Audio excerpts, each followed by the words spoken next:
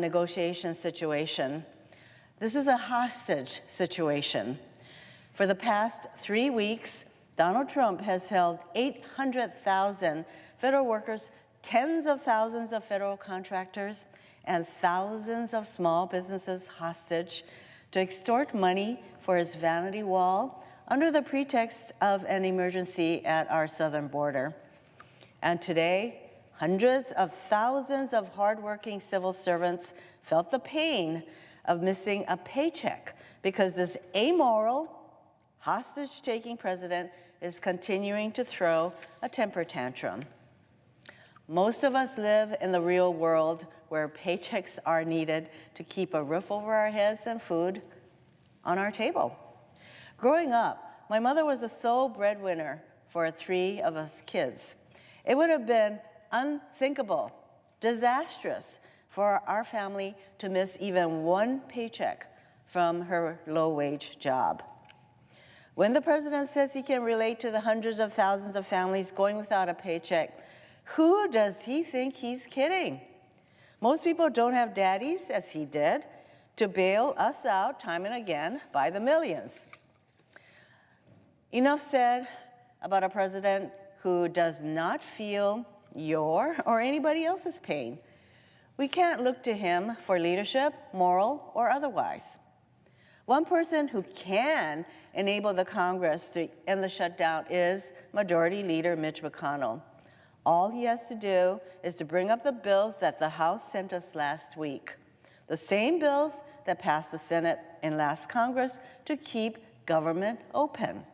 No one needs to remind Senator McConnell that the Senate is part of a separate and co-equal branch of government. The Senate can and should, without the president's consent he is currently withholding unless he gets his vanity wall. So instead of standing up to Donald Trump, Senator McConnell is missing in action. And through his silence and inactions, Senator McConnell has endorsed another of Donald Trump's lies, that there is a crisis at the border so severe that it justifies taking 800,000 people hostage as leverage for a $5.6 billion down payment, only a down payment, for his vanity wall. Let me be clear. The only crisis is the one Donald Trump manufactured, and the only wall that is real is the one that is closing in on him. The weekend before Donald Trump shut down the government, I joined several of my colleagues on a visit to Texas, where I saw the real crisis at the border, the humanitarian catastrophe created by Donald Trump's disastrous immigration policy.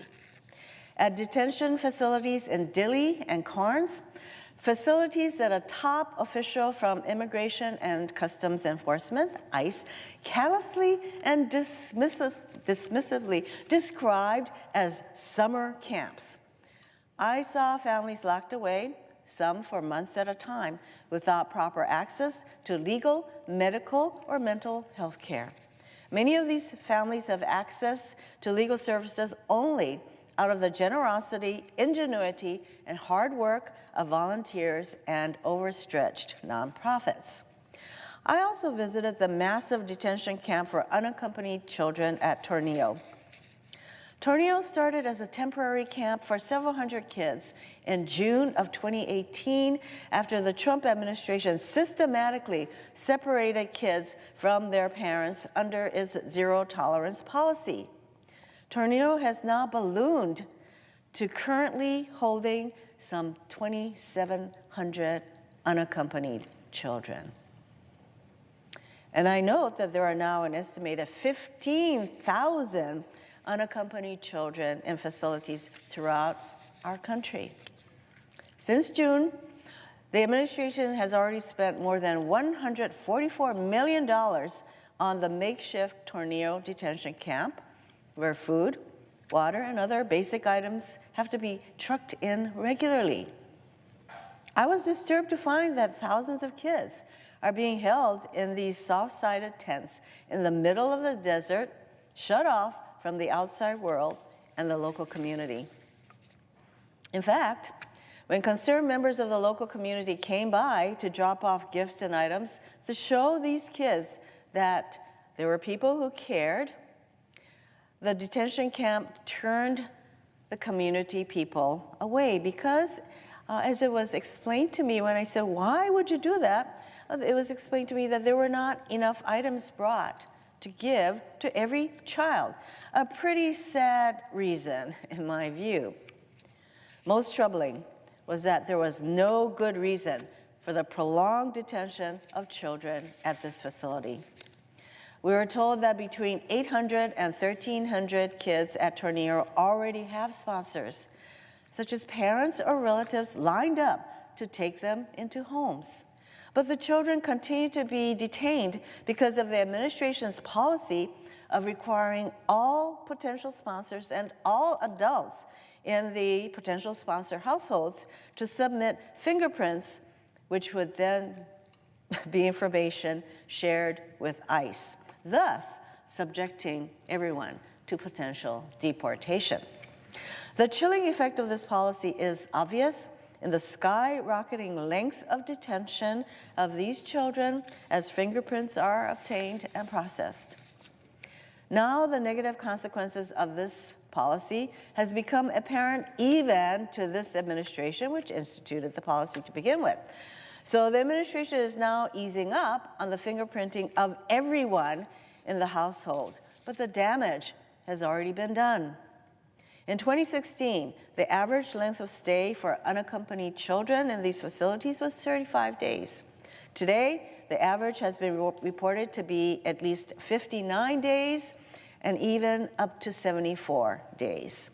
These are kids who need to recover from the trauma of coming to this country, not to be re-traumatized with prolonged detention.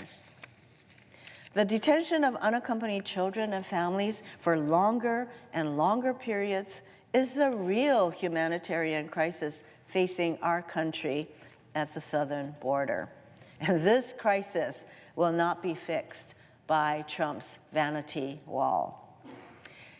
As if holding 800,000 workers and their families hostage is not horrible enough, Donald Trump is now thinking of taking billions of dollars away from disaster victims to find a way to pay for his wall.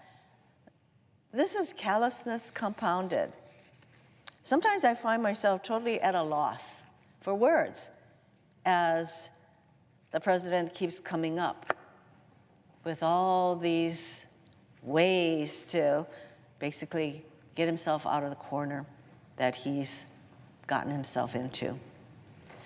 So, Mr. President, I call on Senator McConnell to use the power he has to bring the House-passed bills to the floor, the bills that we in the Senate passed by voice vote last Congress, to end this shutdown.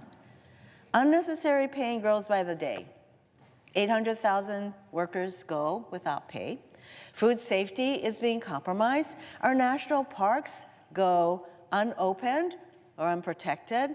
Air travel can turn into a nightmare as more and more of the TSA agents stay home.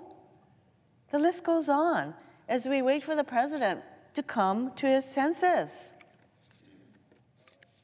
We should live so long. Meanwhile, our country is waiting for Senator McConnell and our Republican colleagues to come to their senses. So, Leader McConnell, everyone knows you have the power to act. Bring these bills to the Senate floor. We can end the shutdown now. The Senate, Senator McConnell, if you bring the bills to the floor, we'll pass these bills because we already did so. End the unnecessary pain. We don't have the luxury of waiting around for the president to truly feel anybody's pain because he is incapable of feeling anybody's pain but his own. We can end the shutdown now. We can take action on the floor of the Senate. We can do the responsible thing in response to the pain that I know we are hearing from all of our constituents all across the country. What are we waiting for? End the shutdown now. I yield the floor.